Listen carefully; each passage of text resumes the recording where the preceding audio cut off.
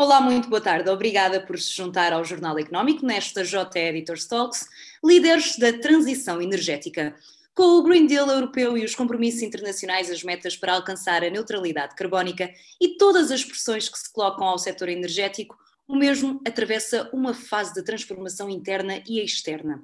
Vamos agora perceber como está o setor a encarar esta transição energética com especial atenção à área da energia solar e do hidrogênio verde. Como sabe, esta J-Editors Talk serve de complemento ao caderno especial que acompanha a última edição do Jornal Económico e sem mais demoras apresentamos os nossos convidados de hoje.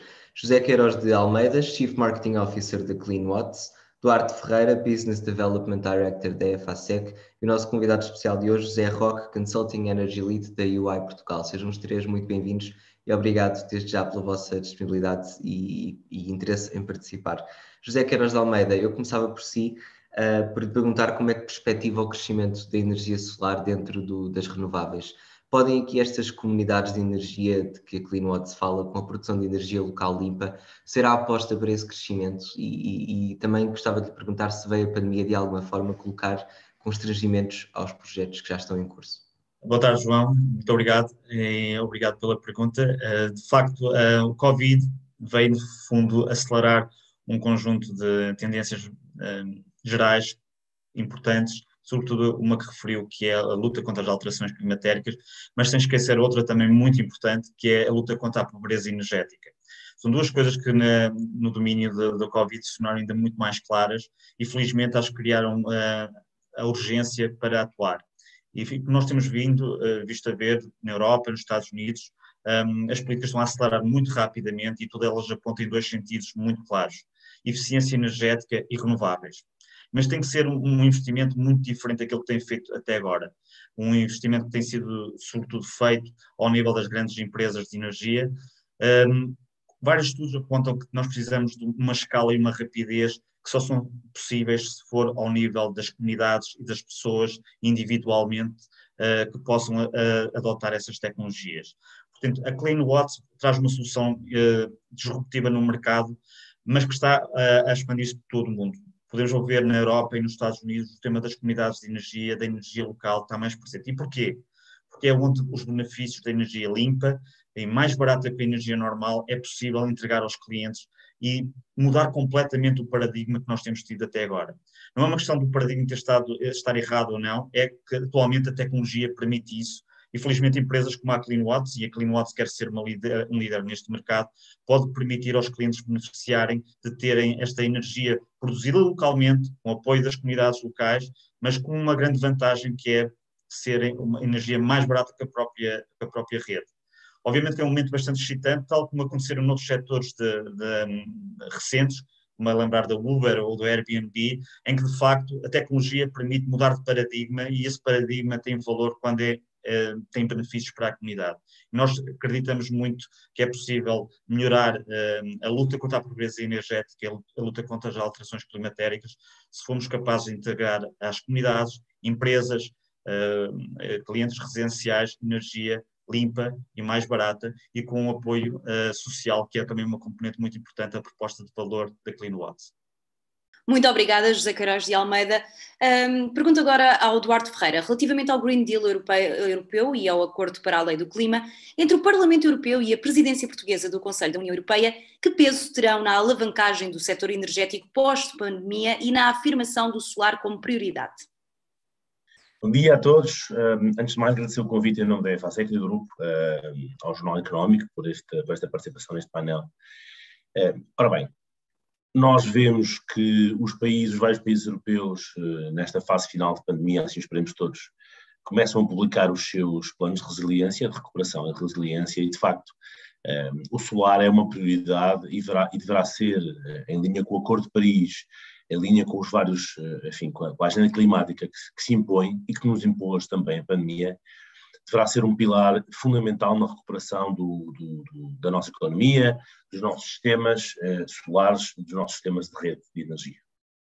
De facto, os países têm vindo a apostar cada vez mais, já o vinham fazer antes, com leilões sem tarifa, onde Portugal foi pioneiro, também outros países europeus, e o que é facto é que o nível de investimento que se impõe a nível dos vários países é bastante alta. A EFASEC, como player importante na área da tecnologia, quer na área de energia, quer na área dos serviços integrados de solar, tem vindo a acompanhar os vários planos, e muito especialmente o plano português, que tem sido o primeiro a ser entregue em Bruxelas.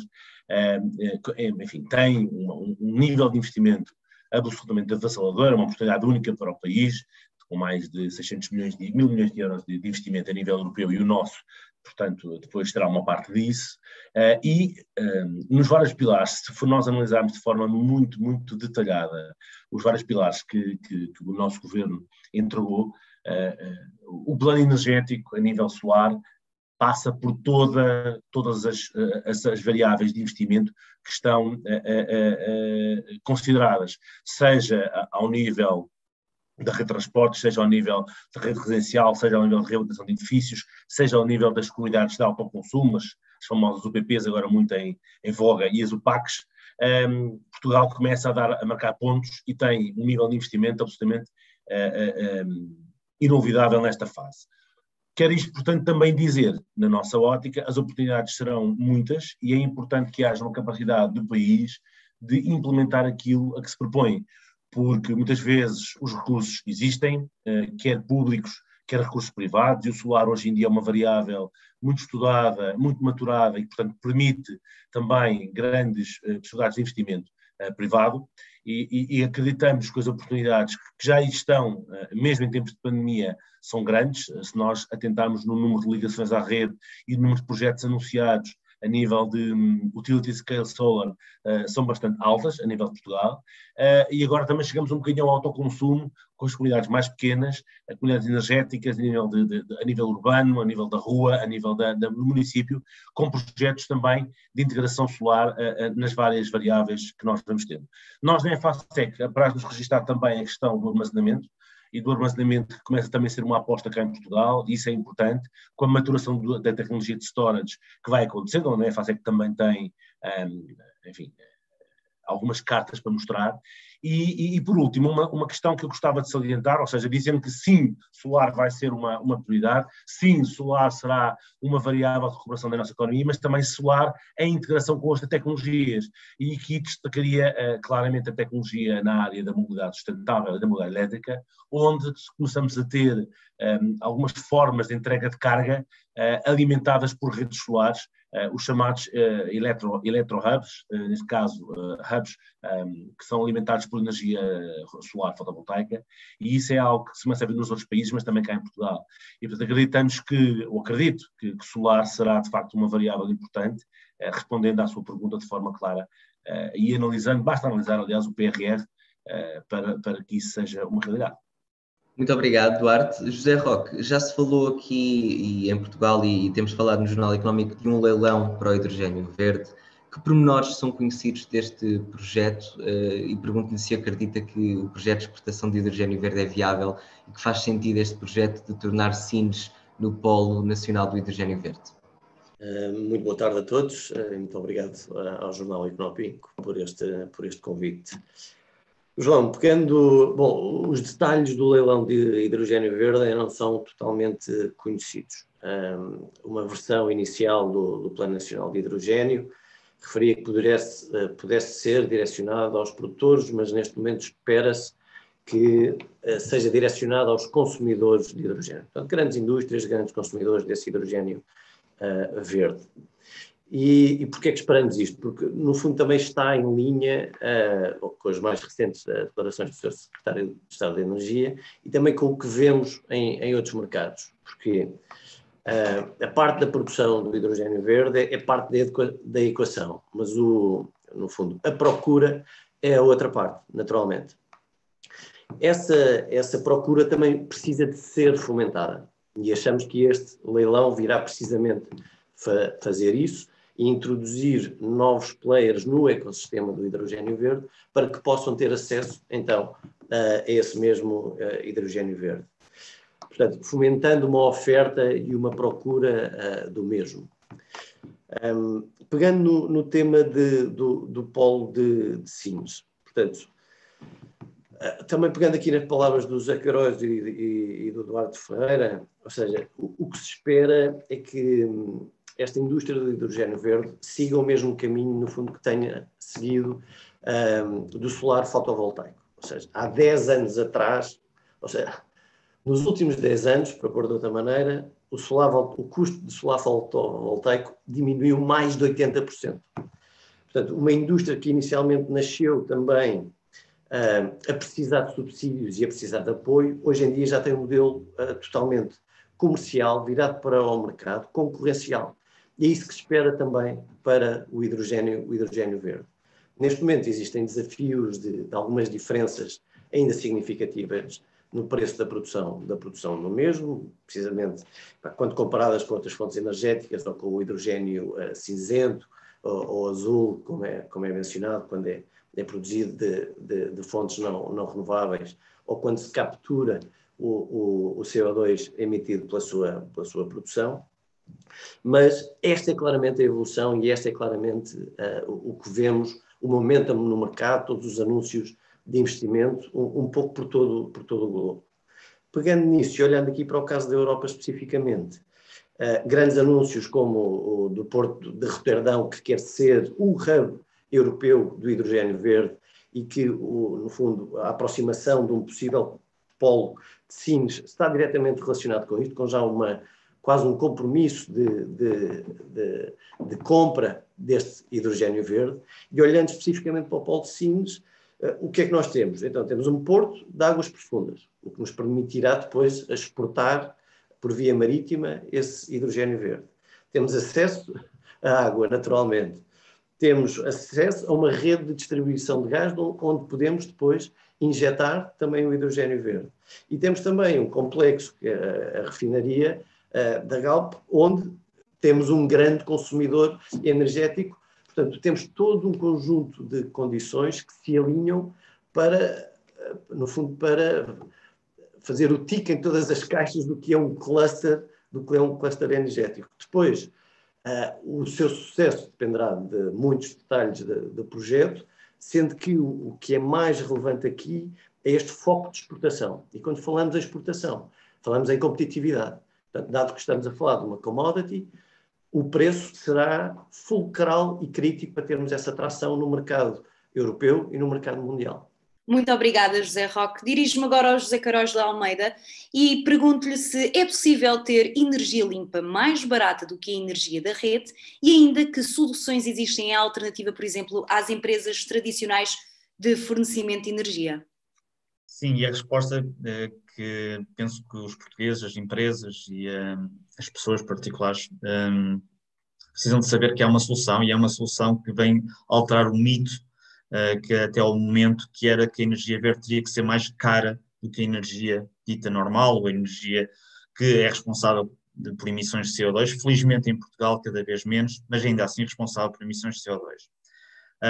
Não existe magia aqui também, só para também desmistificar. O que existe é, de facto, a tecnologia ao serviço das necessidades das pessoas e das empresas, permitiu, juntamente com o Duarte e o José Roque falaram, a evolução tecnológica, quer seja do lado do solar, mas sobretudo na tecnologia de Internet of Things, onde a CleanWatts é uma empresa que já trabalha há muito tempo nessa área, permite criar plataformas que permitem gerir de forma diferente a energia. Quando eu digo diferente daquilo que é os fornecedores, comercializadores normais de energia, que assentam numa rede centralizada, em grandes centrais de energia, que produzem normalmente longe dos pontos de consumo, têm que utilizar uma rede de distribuição e uma rede de transporte até chegarem aos pontos de consumo, com ineficiências e com custos sociais que estão a ser suportados por todos nós. Felizmente, a tecnologia, mais uma vez, quer seja da produção distribuída ao nível do solar, também das próprias baterias, ainda bem que o Duarte também referiu, a CleanWatts, aliás, é um dos membros fundadores do Cluster de Baterias de Portugal, porque acredita nas sinergias, e mais recentemente o tema das comunidades de energia, que é algo que em Portugal, felizmente, já transposto para a legislação nacional, mas que resulta de uma diretiva comunitária que quer, de facto, forçar uma ideia que é simples, mas que tem sido muito difícil. Os principais beneficiários da energia limpa têm que ser os consumidores. E isso tem que ser uma coisa que, de facto, implica uma mudança de paradigma de um sistema elétrico que tem estado assente em grandes empresas que desempenharam a sua função e continuam a desempenhar a sua função, mas, de facto, socialmente é necessário que os benefícios estejam associados às pessoas que, de facto, também permitem que isso aconteça. As comunidades de energia, no fundo, e em Portugal, o regime que foi encontrado parece muito equilibrado, permite, de facto, potenciar que em localizações onde podemos ter produções descentralizadas, essas pessoas, as que podem produzir em excesso, possam partilhar os excedentes com a comunidade, a um preço inferior ao preço da energia resultante da rede. E é isso que a CleanWatt faz. No fundo, a nossa plataforma permite fazer um sourcing de energia ou o custo da energia inferior ao custo que uma pessoa paga normalmente se tiver um contrato de fornecimento, com estas duas vantagens que, mais uma vez, fazem uma disrupção do paradigma. É energia limpa, 100% limpa, é a energia mais barata que a rede e tem um terceiro benefício, que é local. E eu gostaria de salientar o tema local, não só porque estamos a falar de comunidades de energia local e de autoconsumo coletivo, mas porque a CleanWatt acredita imenso no valor das comunidades que somos capazes de, juntos, combater os dois grandes desafios da humanidade, a luta contra as alterações climatéricas e a luta contra a pobreza energética. E é por isso que nós acreditamos que quando oferecemos energia limpa mais barata às comunidades, estamos a permitir que mais pessoas possam beneficiar de terem os seus consumos de energia satisfeitos a um preço inferior, mas também de energia limpa, mas sobretudo também queremos envolver as comunidades na resolução dos seus próprios problemas. Partindo do conceito de comunidade, nós queremos afetar 2% dos proveitos das nossas comunidades de energia a projetos de iniciativa social que essas comunidades vão decidir onde querem investir. Isto é uma área que nós já temos estado a desenvolver e gostaria só de salientar um projeto que nós já estamos a implementar em Portugal neste momento, que é o projeto 100 aldeias, que envolve 100 aldeias distribuídas pelo nosso país, onde nós vamos levar exatamente aquilo que estamos a prometer. Energia limpa, mais barata e com uma intervenção social que permita a essas pessoas beneficiarem do facto de estarem a consumir e a apoiar o país na transição energética, acelerando, no fundo, os benefícios para toda a gente. Muito obrigado, José. Eduardo Ferreira, muitas das empresas que estão ligadas aos projetos de energia solar queixam-se de alguma morosidade nos licenciamentos para as centrais. O que pode ser feito no sentido de descomplicar estes processos e agilizar o arranque dos projetos? Muito obrigado pela pergunta, uma vez mais. De facto, a FASEC na cadeia de valor desempenha um papel tecnólogo, desempenha um papel de integrador de tecnologias com muitas referências cá em Portugal e em fronteiras, acompanhando os seus clientes. E, de facto, se o tempo de ciclo comercial na venda de uma solução de tecnologia é tipicamente mais curto, na parte dos serviços de integração, que nós chamamos vulgo EPC, é mais longo. E é mais longo exatamente porque os nossos parceiros e clientes muitas vezes podem ver um projeto das mais variadas índoles na indústria da infraestrutura, seja na parte de transporte ou meio ligeiro, seja na parte de água, seja na parte de resíduos, neste caso biogás ou hidrogênio, ou seja na parte solar e de energia, transmissão e distribuição também, de facto leva mais tempo. E leva mais tempo por algumas razões que são muitas vezes, e que eu tenho acesso, porque nós vamos acompanhando os projetos, eles vão maturando até o dia em que se decidem. E muitas vezes pode demorar mais de um ano e meio, neste tempo de gênese do projeto, até 2 ou 3, na gênese do projeto, até que o projeto tem todas as condicionantes resolvidas. A primeira condicionante, claramente, é a burocracia do poder público, que existe, apesar das coisas terem melhorado em tempos recentes.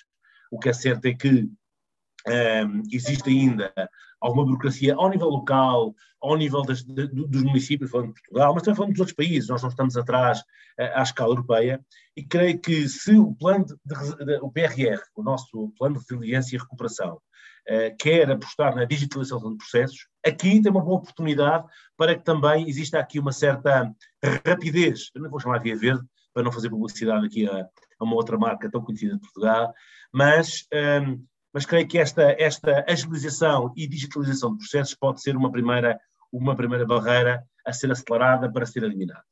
Depois, creio que existe, a nível do solar, como todos nós sabemos, é preciso encontrar um espaço de implementação da central solar. Quanto maior esse espaço é.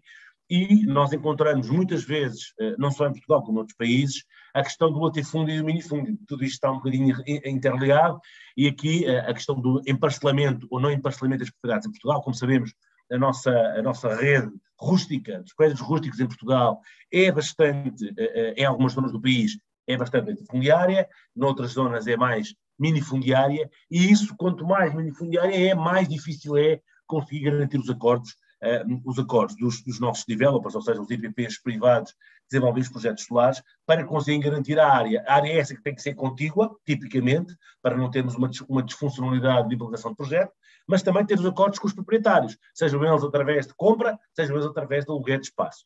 E isso é algo que tem sido difícil, é difícil, e muitas vezes atrasa essas questões. Falamos uma vez mais de empresas privadas, onde não se aplica o Código Público de Expropriações, não é? Normalmente acontece isso.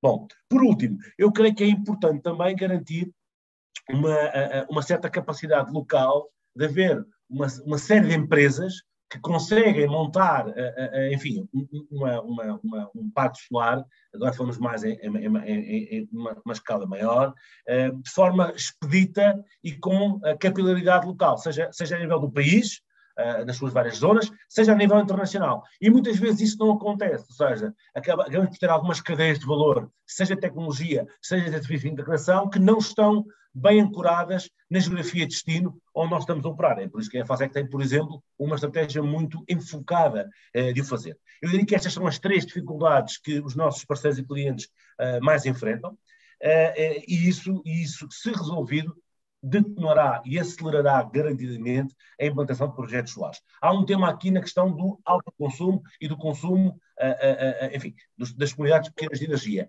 Aqui, então, em ambiente urbano, tipicamente ainda é mais difícil, porque a rede de autorizações, a nível, por exemplo, de um rooftop, basta do edifício não industrial, carece de uma certa, enfim, não é uma garantia da autorização do condomínio, não é o caso, mas quer dizer, existe sempre, quanto maior a dispersidade de proprietários, maior é a dificuldade de implementação. Dar uma última nota sobre o hidrogênio, porque o José Roque também falava, que de facto o hidrogênio é uma tecnologia emergente. Eu chamo-lhe muitas vezes ao hidrogênio neste momento a nova mobilidade elétrica, porque nós aqui passamos um momento neste momento da mobilidade elétrica. É uma certeza, o DEFAS é que tem, obviamente, cartas e dá cartas, mas o hidrogênio continua ainda a evoluir. E nós temos que ter alguma cautela na forma de investir e na razoabilidade dos investimentos. As tecnologias ainda não estão estudadas, estão a ser estudadas, estão a evoluir. Os serviços de integração também estão a evoluir. É óbvio que o hidrogênio tem uma pegada e uma capacidade de redução da pegada carbónica muito forte e também vai enfrentar o mesmo tipo de problemas de implementação a nível local, porque vai encontrar redes de energia já instaladas, vai encontrar taxas de emissão de carbono já instaladas, e nós temos que ter um certo cuidado e também proteger, aprendendo com a experiência solar, para que a capacidade de implementação de projetos de hidrogênio seja mais expedita, mas ao mesmo tempo com uma certa razoabilidade de investimento, às vezes ir à frente e ser a geografia mais potente a nível das várias áreas, pode não ser a melhor estratégia, e aprender com os outros e com os lapsos que outros possam cometer também pode ser importante. E é por isso que eu queria dizer que hidrogênio sim, mas hidrogênio com cautela, há financiamento disponível, e garantidamente aprender com as lições que vieram do solar pode ser importante. A FASEC garantidamente já está envolvida no solar, tem grupos de trabalho, está envolvida em projetos quer em Portugal, quer lá em Frontanas. E pronto. Muito obrigada, Eduardo Ferreira. Muito obrigada. Para terminar, José Roque, diria que estamos no caminho certo para cumprir as metas do Plano Nacional Energia-Clima 2021-2030 e o que podem governo e reguladores fazer para acelerar o alcance destas metas? Bom, o PNEC tem várias medidas e vários objetivos que visa atingir.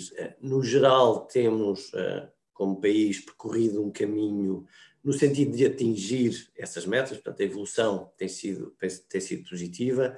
Por exemplo, nas emissões totais de CO2, tem existido um decréscimo efetivo dessas emissões, sendo que o objetivo para 2030 é uma redução de 55%. Portanto, todos os objetivos são ambiciosos em si, e é importante depois descer algum do detalhe para perceber o que é que está por trás de cada uma das métricas.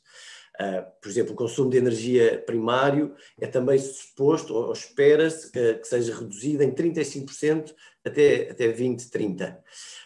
De 2018 para 2019 não aconteceu grande redução. Infelizmente, em 2020, ou pelas piores razões, em 2020 tivemos então uma diminuição desse consumo, em virtude do Covid e da diminuição da atividade económica. Outra das metas, a integração de renováveis no consumo final de energia. Qual é que é a meta para 2030? 47%. Onde é que nós estamos? Onde é que nós estávamos em 2020? 31%. Portanto, logo aqui vemos o tamanho do desafio que nos apresenta. E José Queiroz e o Duarte falaram disso também muito bem. Por isso é que temos que olhar para todas as soluções possíveis que nos retirem do caminho do carbono. Portanto, seja ela a produção distribuída, seja ela o hidrogênio verde, sempre com esta preocupação de maior eficiência e de uma rede que suporte toda esta estratégia é fundamental e crítico, e projetos como o José Queiroz estava a dizer e como o Duarte, de projetos híbridos, armazenamento, tecnologias que há uns anos pareciam caríssimas ou completamente fora.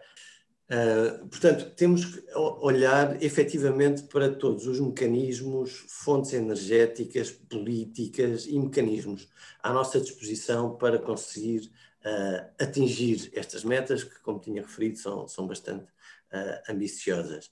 Se olharmos, por exemplo, para a integração de renováveis na geração de eletricidade, o objetivo para 2030 é de 80%. Em 2019 estávamos nos 54%. Portanto, tudo isto são muitos gigawatts de capacidade que é preciso introduzir no sistema, gerir no sistema, com todas estas particularidades de ser um sistema já maduro e de ter todo este mix energético efetivamente aqui a trabalhar em conjunto, depois com considerações económicas fortíssimas ao nível da indústria, ao nível da pobreza energética, ao nível da nossa competitividade interna e externa. E finalmente tocava também na meta da integração de renováveis nos transportes, para 2030 um objetivo de 20%, e onde em 2019, segundo os dados da DGEG, estávamos à volta dos 9%. Portanto, aqui também há um grande caminho a percorrer, seja a eletrificação das frotas, a introdução do hidrogênio verde para transporte de longas distâncias, sendo que, pronto, como o Duarte referia bem, ainda há aqui muito research e development a acontecer, mas que acreditamos e vemos essa tendência realmente no mercado global, que à medida que trouxermos mais escala, mais experiência e mais eficiência para todo o processo, o hidrogênio verde irá aproximar-se, muito dependente do preço do carbono, que é aqui sempre um dado-chave para todo este mix energético, mas irá aproximar-se dessa competitividade, dada a força que tem para retirar as emissões de CO2. Só pegando na última parte da pergunta, o que é que podemos fazer melhor, no fundo, como país? Concordo totalmente com o ponto do Duarte da visão do licenciamento, da sua celeridade, da introdução do digital em todos estes processos. Com isto não quer dizer que eles devam ser necessariamente rápidos, ou seja, há aqui questões que impactam profundamente a qualidade da nossa vida, a qualidade da vida das populações que não só recebem essa energia, mas também estão ao lado da sua geração. Portanto, mas há um sentimento geral no mercado que realmente ainda há um grande passo, há um grande caminho a percorrer nesse sentido, e a digitalização e a introdução de tecnologias de informação é fundamental para isso.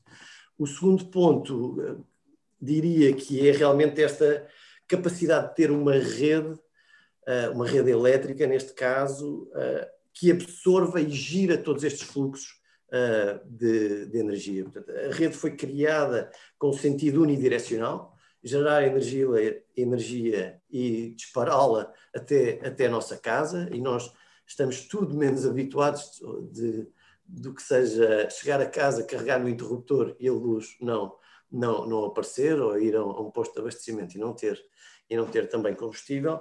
Portanto, todo o sistema está preparado para uma direção. A introdução desta inovação na rede elétrica é precisamente esta bidirecionalidade que o José Queiroz referia tão bem. Ou seja, começamos a produzir energia nos telhados da nossa casa, não é? E podemos passá-la ao nosso vizinho. A rede elétrica não foi desenhada para pensar e para incorporar esta bidirecionalidade. Portanto, a quantidade de evolução, investimento e capacidade até tecnológica, seja com inteligência artificial ou com uma nova visão de sistemas, que a rede precisa de incorporar para conseguir fazer toda esta gestão de uma maneira eficiente, porque agora estamos a falar de escala, não é? E esta escala é crítica, porque saímos do preço competitivo do quilowatt-hora, a energia por si, ou continuamos num regime de subsidiação e não é isso que queremos é cada vez um quilowatt-hora mais competitivo e mais eficiente. Portanto, esse investimento na rede elétrica e na capacidade do sistema gerir todos estes fluxos é fundamental e é um debate mundial, ou particularmente a nível europeu, entre os operadores de rede de distribuição e transmissão e os reguladores, e acreditamos que o custo de não fazer esse investimento já é muito superior ao custo de prolutar esse investimento. Porque até empresas como a CleanWatts, no fundo, têm a sua oferta muito mais facilitada se baixarmos essas barreiras à entrada, precisamente através de uma melhor gestão da rede. Muito obrigado, José Roque, por esta nota final. Muito obrigado também, Duarte Ferreira e José Queiroz de Almeida, pela vossa presença e disponibilidade. Já sabe, muito obrigado também a si por ter estado a assistir. Esta e outras JE Editors Talks estão na JE TV do Jornal Económico, no Facebook e no YouTube. Tenha uma excelente tarde.